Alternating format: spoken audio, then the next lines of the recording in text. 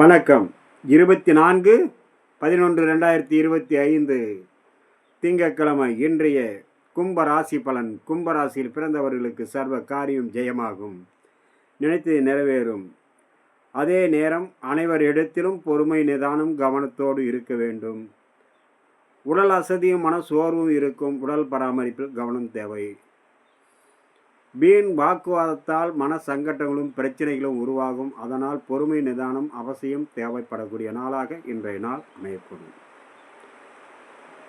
கும்பராசியில் வரக்கூடிய அவிட்ட நட்சத்திரம் உடல் பராமரிப்பில் கவனத்துடன் இருக்க வேண்டும்.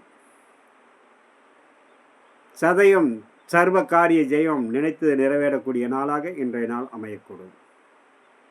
புரட்டாதி மிகவும் பொறுமை தேவை. வீண் வாக்குவாதத்தால் அனைத்து விதத்திலும் அனைவரிடத்திலும் சிக்கல்கள் ஏற்பட வாய்ப்புள்ளது. அது தான் பெற்ற பிள்ளைகளாக இருந்தாலும், வீட்டில் உள்ளவர்களாக இருந்தாலும், வெளிவட்டாரத்தில் உள்ள நண்பர்களாக இருந்தாலும், வேலை செய்யும் ஆட்களிடமும், மேல் அதிகாரி கீழ் பணிபுரியும் அனைவரிடத்திலும் வீண் வாக்குவாதத்தை முழுக்க தவிர்ப்பது மிக மிக நன்று. இன்றைய புரட்டாதி நட்சத்திரம் கும்பராசி நண்பர்களுக்கு அதனால் மன உளைச்சலும் சங்கடங்களும் வரும். மற்றபடி தொழில் அபிவிருத்தி அடையும், எதிர்பார்த்த நன்மைகள் கிடைக்கும். பொறுமை நிதானத்தோடு இருந்தால் நல்ல பாராட்டுதலும் நன்மதிப்பும் உயரக்கூடிய நாளாக அமையக்கூடும். அடுத்ததாக நாம் காண இருப்பது மீனராசி பலன். மீனராசியில் பிறந்தவர்களுக்கு சர்வ காரியம் ஜெயமாகும், நினைத்து நிறைவேறும். வண்டி வாகனங்களில் பயணம் பண்ணும் போதும், உயரமான தளங்கள், கரண்டு, நெருப்பு, கூர்மையான ஆயுதங்களில் பணிபுரிபவர்களும் மிகவும் எச்சரிக்கையோடு இருக்க வேண்டிய நாள்.